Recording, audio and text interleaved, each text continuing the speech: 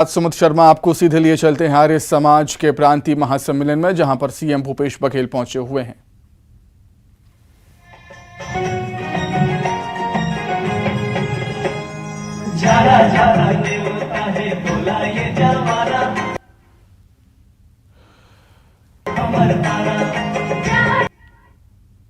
तो आर्य समाज का ये प्रांतीय महासम्मेलन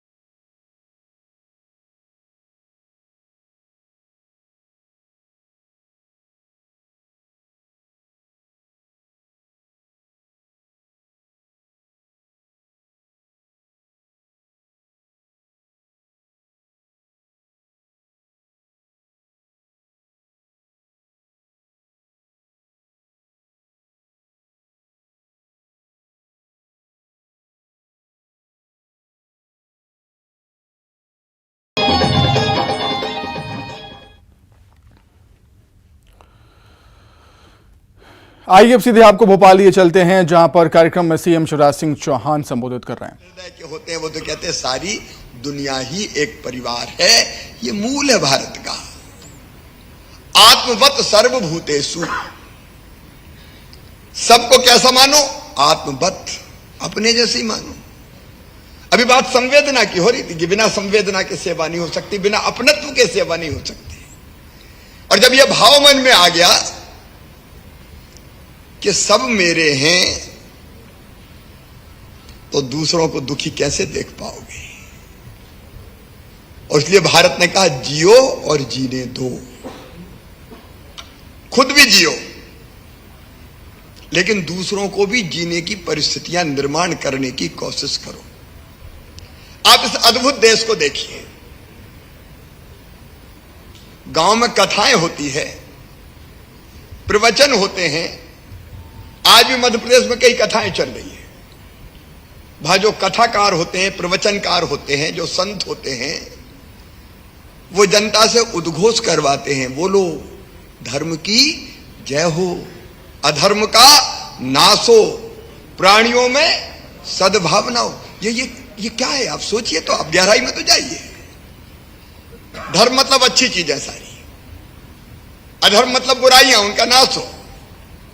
और मनुष्य मात्र में नहीं, प्राणियों में सद्भावना हो। ये मंत्र अगर किसी ने दिया है दुनिया को, तो वो भारत की धरती ने दिया है। प्राणियों में सद्भावना और विश्व का कल्याण हो। हमने कभी नहीं कहा कि केवल भारत का कल्याण हो। विश्व के कल्याण का उद्घोष करने वाला भारत, जिसके संतों ने आज नहीं हजारों साल पहले कहा, सर्वे भवन्तु सुखिनः, सर्वे सन्तु निरामया, सर्वे भद्राणि पश्यन्तु मां कश्चित् दुर्भाग् भवेत्। सब सुखी हो, सब निरोग हो, सबका मंगल हो और सबका कल्याण हो। ये भारत का मूल है। और इसी में से सेवा भाव पैदा होता है। सब सुखी हो तो दूसरे को दुखी कैसे देखूं? फिर सबके सुख के लिए मैं जो कर सकता हूं करूं। देखो, अगर मैं भारतीय संस्कृति के मूल सोच को एक पंक्ति में कहूं, तो वो है एक ही चेतना। एक ही चेतना समस्त जड़ एवं चेतन में अनुस्यूत है। एक ही चेतना सब में है, जिसको कबीरदास जी ने बड़े सुंदर शब्दों में कहा, साहब तेरी साहिबी हर घट रही समाए, जो मेहंदी के पात में लाली लखी न जाए। साहब मतलब आप समझ गए होंगे, परमात्मा। तू तो सब में है, तो किसी ने कहा सब में तो दिखाई क्यों नहीं देता?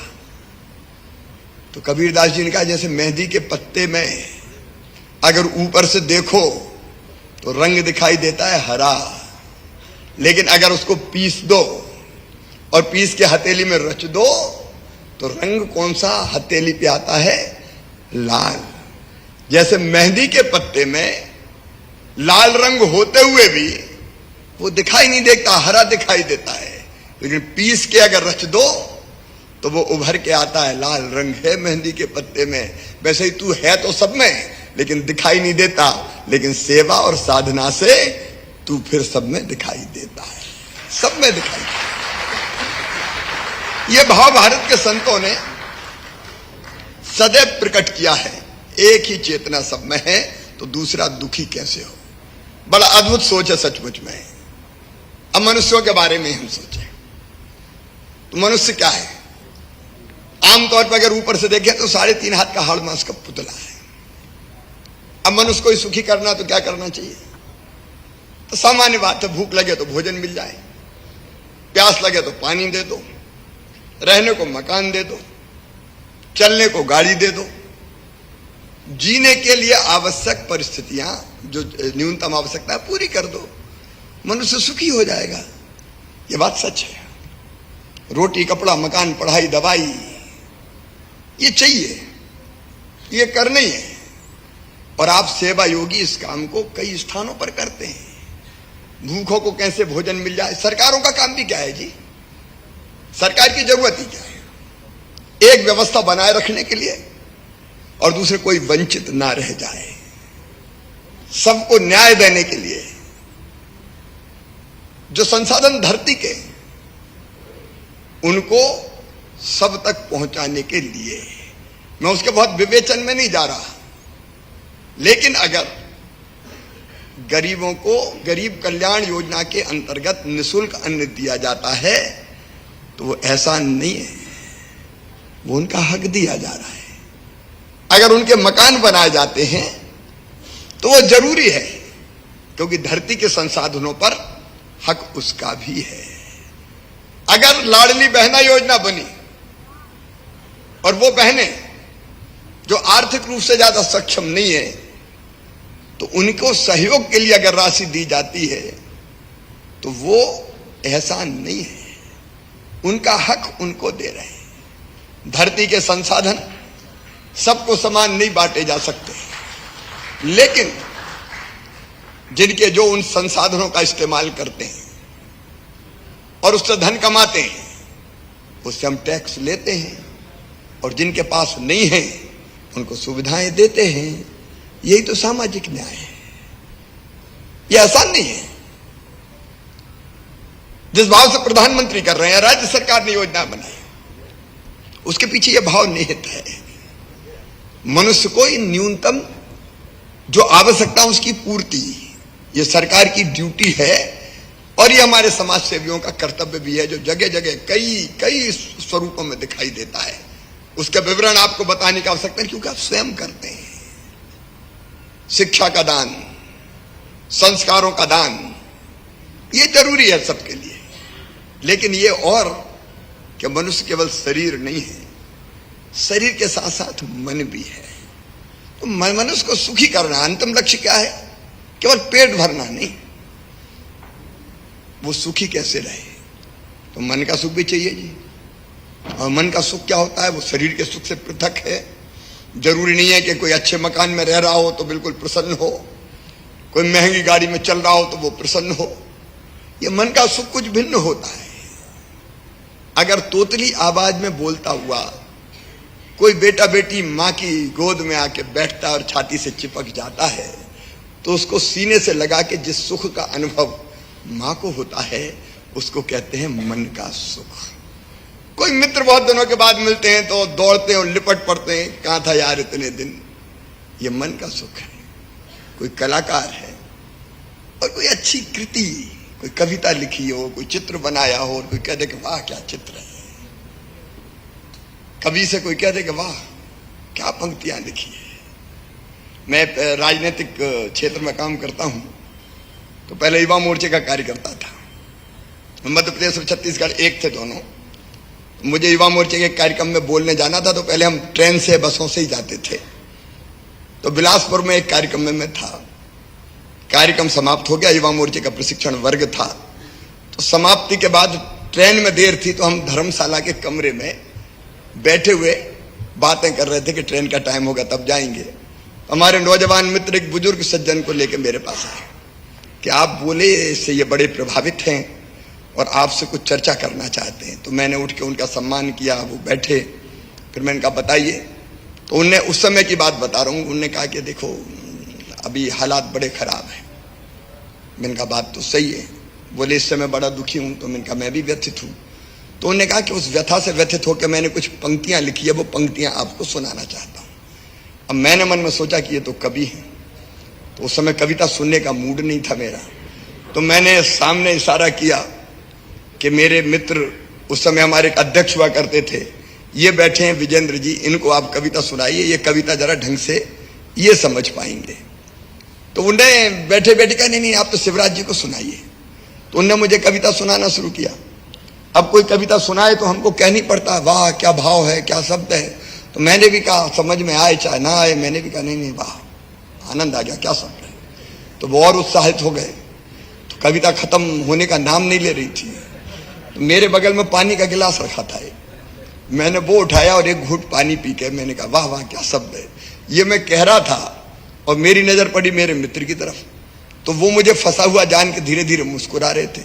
उनको मुस्कुराते हुए देख के मुझे भी हंसी आ गई और मेरे मुंह का पूरा पानी कविवर के मुंह पे चला गया। अब मुझे भी ठसका लग गया, आंख से पानी, नाक से पानी। अब जैसे तैसे सामान हुआ, फिर मैंने मन में सोचा कि ये तो बड़ी गलती हो गई, धृष्टता हो गई, ये क्या कहेंगे, कैसा भारतीय जनता पार्टी का ये कार्यकर्ता है। तो मैंने कहा करूं क्या, कुछ समझ में नहीं आया। तो मैंने दोनों घुटने टेक के और उनके सामने हाथ जोड़ के बैठ गया कि मुझे माफ करें, मुझसे बड़ी गलती हो गई। उन्होंने कहा कोई बात नहीं बेटा, तुम तो अगली पंक्तियां सुनो।